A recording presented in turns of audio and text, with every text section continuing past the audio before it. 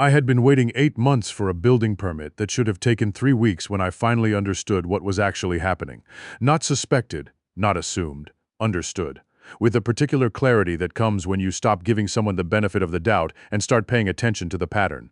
Gary Shelton, building and zoning inspector for the city of Millbrook, Ohio, had never intended to approve my permit. Not without a conversation he hadn't been able to have openly yet. The conversation where I was supposed to hand him an envelope and we were both supposed to pretend it was something else. He picked the wrong electrician. My name is Danny Kowalski. I'm 44 years old and I've been a licensed master electrician in the state of Ohio for 19 years. License number ME29847, current and clean, no complaints, no violations, renewed on schedule every 3 years since I was 25. I run a small electrical contracting business out of my shop on the east side of Millbrook, a Rust Belt city of about 34,000 people in Mahoning County, the kind of place where the steel mill closed in 1987, and the town has been deciding what it is ever since. I grew up here. My father worked the mill for 22 years. My uncle taught me to wire a house when I was 14, and I never considered doing anything else. Kowalski Electrical has 4 employees, including me. We do residential and light commercial work, service upgrades, panel replacements, new construction, rough-in, the full range of what a small shop handles in a mid-sized Ohio city. We're not getting rich. We're making a living, paying good wages, keeping the lights on in the most literal sense. My wife, Diane, handles the bookkeeping and scheduling. My oldest daughter is a sophomore at Youngstown State. My son Marcus is 16 and already asking to help on job sites on weekends, which tells me something about where he's headed. In the spring of 2023, I decided to build a storage and workshop building on the commercial lot I own at 4417 Meridian Avenue, 2 blocks from my current shop. I've owned the lot since 2018, bought it when a transmission shop closed and the building got condemned. Cleared the old structure with a demolition permit I pulled and executed without incident, and had the vacant land sitting ready for the right project. The plan was a 40 by 60-foot metal building, shop space for vehicles and equipment, a parts storage area, a small office, and a covered bay for the work vans. Total construction budget was $148,000. I had financing arranged through First Federal in Youngstown. I had a licensed general contractor lined up, a man named Pete Durso, who I'd worked with on commercial projects for 12 years. I had engineered drawings from a PE in Boardman who does commercial structures throughout the Tri-County area. I submitted the building permit application to the City of Millbrook Building and Zoning Department on April 7, 2023. The application included the engineered drawings, the site plan, the contractor information, the electrical plans I'd drawn myself, the stormwater management documentation, and the $847 application fee by check. Standard application. I'd pulled permits in Millbrook dozens of times for electrical work. I knew the process. Routine commercial permits for structures of this type typically run 2 to 4 weeks in Mahoning County municipalities. I heard nothing for 5 weeks. I called the building and zoning office on May 15th and spoke to a clerk named Brenda who told me the application was under review and that the reviewing inspector would be in contact. I asked if there was an issue. She said she didn't have information on the status of individual reviews. I asked when I could expect a decision. She said she'd leave a message for the inspector. Gary Shelton called me back on May 19th. He was 53 years old, had been with the City of Millbrook's building department for 11 years, and spoke with the measured authority of a man who has decided that his particular job gives him more power than it actually does. His voice on the phone had a quality I'd heard before in certain foremen and certain union reps, the tone of a man who is waiting for you to ask the right question before he tells you the answer. Mr. Kowalski, we've completed our initial review of your permit application, and we have some concerns we need to work through before we can move forward. What kind of concerns? The stormwater documentation needs additional detail regarding the east drainage easement. We also have questions about the setback calculation on the north property line, and the electrical plans need to be reviewed by our electrical consultant before we can approve them. I sat with that for a moment. The stormwater documentation had been prepared by a licensed civil engineer and was more detailed than anything the city typically required. The setback calculation was straightforward and clearly within code, and the electrical plans had been drawn by a master electrician with 19 years of experience and intimate familiarity with the Ohio electrical code. There was nothing wrong with any of it. What specifically is deficient in the stormwater documentation? I asked. A pause. I'd need to pull the file to give you the specific ITMs.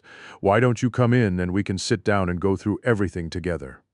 I made an appointment for May 24th and went to the Building and Zoning Office on the third floor of Millbrook City Hall, a 1960s municipal building on Ohio Avenue with drop ceilings and fluorescent lights, and the particular smell of government offices everywhere, burned coffee and old carpet and the faint chemical note of toner. Gary Shelton's office was at the end of a hallway, a small room with a desk covered in file folders and a wall of building code books and a window overlooking the parking structure on the north side of the building.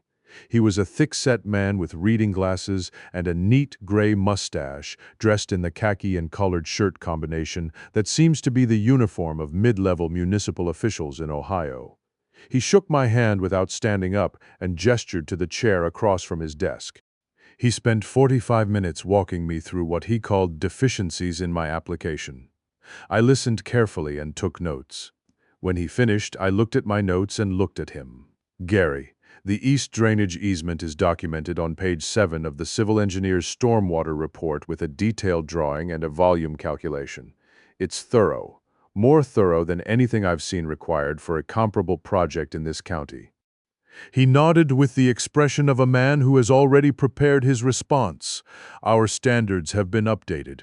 We're requiring additional documentation for any project within 200 feet of a city drainage infrastructure element. When was that updated? Earlier this year. Is there a written policy I can review? A pause that lasted just slightly too long. It's in process. The formal documentation is being finalized. I looked at him for a moment. He held my gaze with the practiced steadiness of a man who does this regularly. What about the setback calculation? I asked. The north property line measurement needs to be confirmed by a licensed surveyor. Our review indicates a potential discrepancy. The property was surveyed in 2018 when I purchased it. The survey is on file with Mahoning County. We require a current survey within 5 years.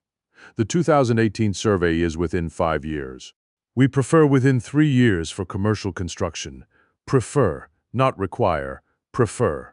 I drove home that afternoon with my notes on the seat beside me and sat in my truck in the driveway for 10 minutes, thinking. Diane came to the back door and looked at me through the glass, and I raised a finger to say I needed another minute. I was going over the 45-minute meeting in my head the way I go over a panel I'm troubleshooting, checking each component systematically. The objections Gary Shelton had raised were not arbitrary. They followed a pattern I recognized from things other contractors had mentioned over the years. Stories I'd heard at licensing renewal courses and trade association meetings, the kind of stories that people tell quietly and without naming names. Because naming names in a municipal building department in a small Ohio city can make your professional life very complicated. The objections were designed to require me to come back. To spend money on additional documentation. To sit in that office again and have another conversation. To reach the point where I was far enough invested, frustrated enough, and behind enough on my timeline that the question Gary Shelton hadn't asked yet would start to seem like a reasonable solution. I went inside and told Diane what had happened.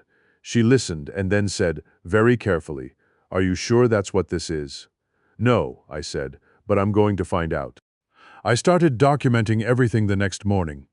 I printed a copy of every email, saved every voicemail, organized the timeline from the April 7th application submission forward. I requested a written copy of all deficiency findings from the Building and Zoning Office by email, asking Gary Shelton to put in writing the specific items he'd raised in our meeting. He responded 4 days later with a letter that was significantly vaguer than what he'd said in person, citing general concerns about stormwater compliance and recommending I consult with a certified engineer familiar with current city standards.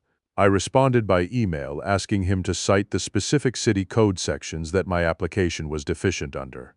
He did not respond to that email. I started asking around carefully with the right people. I talked to Pete Durso, my contractor, who had been building in Millbrook for 23 years. Pete got quiet when I described the situation and then said, "How many times has he asked you to come in?" "Once, so far. He'll ask again, and the second time he won't be talking about stormwater documentation." "Has this happened to you?" Pete was quiet for a long moment. "I'm not going to say anything that gets me on his bad side before I've got a permit in my hand, Danny." "That's all I'm saying." I talked to two other contractors I knew. One told me he'd heard things but couldn't speak to specifics. The other one, a GC named Vic Malone, who had done significant commercial work in Millbrook over the past decade, told me over coffee at a diner on Youngstown Road that he had paid Gary Shelton $3,500 in cash in 2021 to get a permit approved on a $400,000 renovation project after 6 months of stalling. He told me this quietly, with his hands wrapped around his coffee cup, and then said, "If you tell anyone I said that, I'll deny it. I need to keep working in this city." I understood. I also wrote down the date, the amount, and the project description in a notebook I kept in my truck. I called the Ohio Construction Industry Licensing Board on a Thursday morning in early July and had a general conversation with an investigator there about the process for reporting suspected permit irregularities by a municipal official. The investigator, a woman named Carol, was careful and professional and told me that without documented evidence of a direct solicitation or payment, it was difficult to build a case. She told me what documentation would be most useful if I had it or could obtain it. I thought about what she said for several days. On July 12th, Gary Shelton called me and asked me to come in again. He'd reviewed my response to his deficiency letter, he said, and there were still items that needed to be resolved before he could proceed with the permit review. I told him I'd come in on July 16th. I arrived at his office that morning with a small digital recorder in my shirt pocket, Ohio being a one-party consent state for recorded conversations, meaning I was legally permitted to record a conversation I was part of without notifying the other party. I had confirmed this with an attorney the previous week. I had also, on the advice of that attorney, prepared a specific set of questions designed to draw out the nature of Gary Shelton's concerns as directly as possible without me making any offers or suggestions. The meeting started the same way the first one had. Stormwater concerns. Setback questions, the electrical plans needing additional review by a consultant whose name Gary had still not provided me after 2 months of the application being open. "Gary," I said, "after about 20 minutes of this, I need to understand something directly. I've submitted a complete application. I've addressed every written concern you've raised. My engineer and my contractor have both reviewed the application and confirmed it meets code. I've been waiting 4 months. What is it specifically that you need from me to move this permit forward?" He looked at me across the desk. Something shifted in his expression, a small recalibration. He'd done this enough times to read where a conversation was. "Danny, these things can move at different speeds depending on the workload in the department and the complexity of the project. Sometimes it helps to have someone in your corner, if you know what I mean. Someone who can make sure your project gets the attention it needs." I kept my face neutral. "What kind of someone are you describing?" "A facilitator.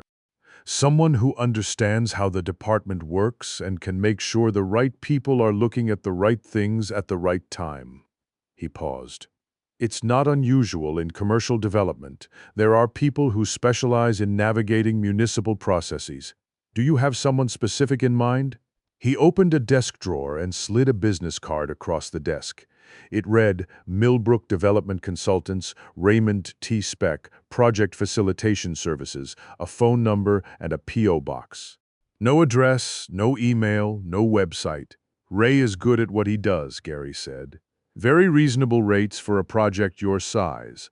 I'd guess somewhere between $4,000 and $6,000 to get everything sorted out." I picked up the card and looked at it. "And if I use Ray's services, the permit moves forward. I can't make guarantees, but projects that have proper facilitation support tend to move through the process a lot more smoothly." I put the card in my pocket. "I'll think about it," I said. "Thank you for your time." I drove directly to my attorney's office. Her name was Patricia Weiss, general practice, 20 years in Mahoning County, and I'd used her twice before for contract issues. I sat across her desk and told her exactly what had happened, including placing my recorder on her desk and playing back the relevant portion of the conversation. Patricia listened with her hands flat on her desk and her expression completely still. When it finished, she was quiet for a moment. "That," she said carefully, "is a solicitation of a bribe from a municipal official in the performance of his duties. That is a violation of Ohio Revised Code Section 292-3. O2 rid with Section 292 right for 02, bribery of a public servant." She paused. "And the Raymond Speck card is potentially evidence of an organized scheme, not a single incident. What do I do with it? You don't use Ray Speck services. You don't pay anyone anything." And you call the Ohio Ethics Commission and the Mahoning County Prosecutor's Office. She picked up a pen. "Today, not next week. Today. I called the Ohio Ethics Commission that afternoon. They took a formal complaint and assigned an investigator within 48 hours. I contacted the Mahoning County Prosecutor's Office and was directed to their Public Integrity Unit, a small division that handled cases involving public officials. I met with an assistant prosecutor named David Lim the following week and provided the recording, the business card, my complete documented timeline from April through July, and the name of Vic Malone, with the caveat that Vic had asked not to be contacted directly, but that I believed he would cooperate if approached properly through official channels. David Lim listened to the recording twice. He was a careful man, mid-30s, with the precise way of speaking that comes from years of knowing that the words you choose in an official context stay on the record. When the recording ended the second time, he set his notepad down. "Mr. Kowalski, I need to ask you something. You recorded this conversation in Gary Shelton's office. You were legally entitled to do so, but I want to understand your intent. Were you recording because you suspected this was going to happen, or did you go in hoping to get evidence?" It was a fair question, and it deserved a straight answer. "Both," I said. "I suspected it. I wanted documentation. I understand that looks calculated. It looks prepared," he said, "which is different." He picked up the business card in an evidence sleeve. "Raymond T. Speck. We know that name." I raised my eyebrows. "I can't tell you details, but I can tell you this isn't the first time this name has come up in the context of Millbrook building and zoning." He stood up and extended his hand. "We'll be in touch, Mr. Kowalski. Keep your permit application active. Don't withdraw it. Don't pay anyone anything. And if Shelton contacts you again, document it immediately and call me." The investigation took 4 months. I know some of what happened during those 4 months from what was eventually made public, and some from conversations after the fact with people who were involved. The Ethics Commission and the Prosecutor's Office worked together. They identified 6 other permit applicants in Millbrook who had been referred to Raymond T. Speck over a period of approximately 3 years. 4 of those applicants had paid, amounts ranging from $3,200 to $7,800. Vic Malone was one of the 4. He cooperated with the investigation after being approached officially and given assurances about his own exposure.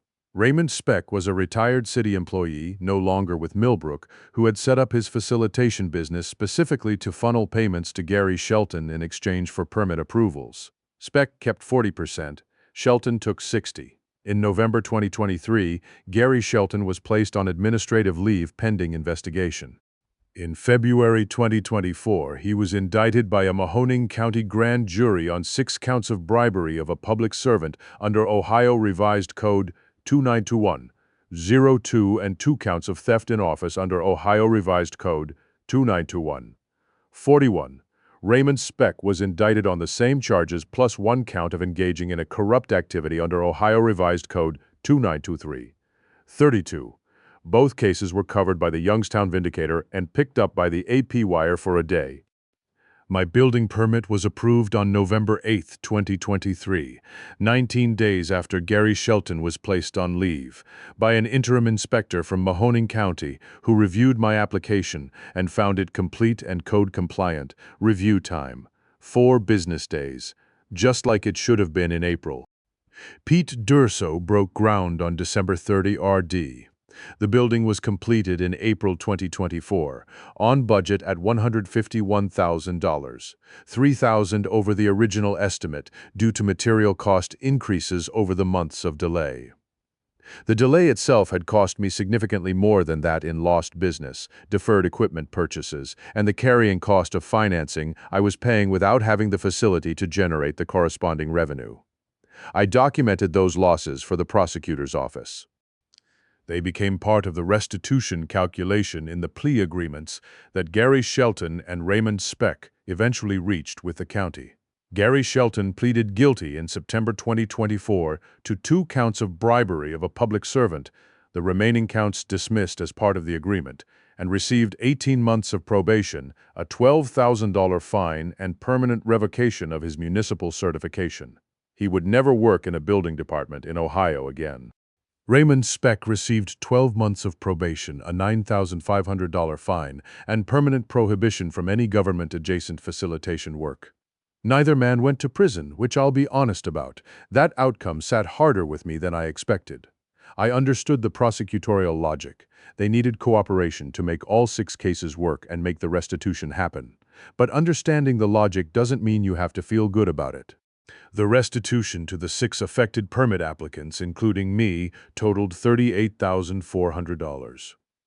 My share was $6,200, representing a portion of the documented economic losses from the permit delay.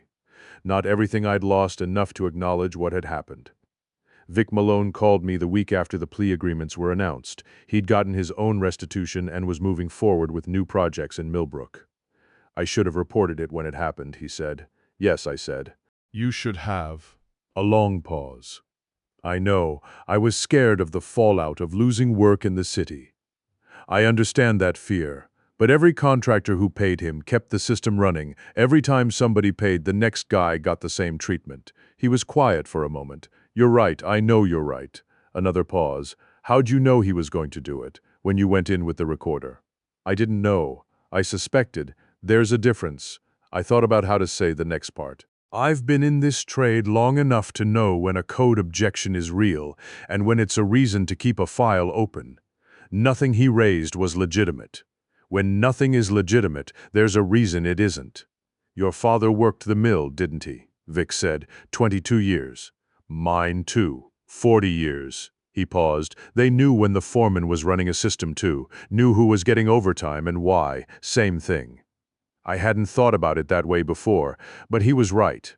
There are systems inside systems, and the people who work for a living learn to read them whether they want to or not. My father knew which supervisors were straight and which ones weren't. He'd passed that knowledge to me in the way that working men pass things, not through direct instruction but through years of watching him operate, seeing which situations he navigated carefully and which ones he walked away from without a word. I think about that when I walk through the building on Meridian Avenue now. The 40 by 60 metal structure is everything I planned it to be. The shop space organized and functional, the office small and adequate, the covered bay fitting all 3 work vans with room for a 4th when the time comes. I got my occupancy certificate in April and moved the first van in that same week and stood in the empty bay for a minute just looking at it. This thing I'd planned for 5 years and built despite everything that was designed to stop me. Diane came by with sandwiches on the first full day of operation, and we ate sitting on toolboxes in the shop with the big door rolled up and the spring light coming in, and she said, "Was it worth it?" I thought about that honestly. The months of delay, the legal fees, the documented losses, the conversations with investigators and prosecutors, the exposure of becoming the guy who reported a city official, which is not a comfortable position in a city this size where everybody knows everybody. Yeah, I said. But not just for me. She looked at me. 6 applicants got shaken down. I was the first one who had documentation. If I'd paid Speck and moved on, there'd be a 7th, an 8th. It doesn't stop until something stops it. She considered that. You sound like your father. Good, I said. The building department in Millbrook operates differently now. The interim inspector who approved my permit was eventually hired permanently. The department implemented a formal review timeline with written status updates at 10 business day intervals, something that apparently had not existed before. Every permit decision must now be documented in writing with specific code citations for any deficiency finding. These changes came from the City Council as a direct response to the Shelton indictment, and they were the kind of procedural safeguards that should have existed all along. Gary Shelton is living somewhere in Trumbull County, I hear. Raymond Speck moved out of the area. I don't wish them ill in any personal sense. I wish them the understanding of what their choices cost the people they were supposed to serve. Whether they've reached that understanding is between them and whatever they use to sleep at night. I'm going to tell you something I believe, and I'm going to tell it straight without dressing it up. The system worked. Slowly, imperfectly, with compromises I didn't love and outcomes that weren't everything I wanted. But it worked. The investigators did their jobs. The prosecutor did his job.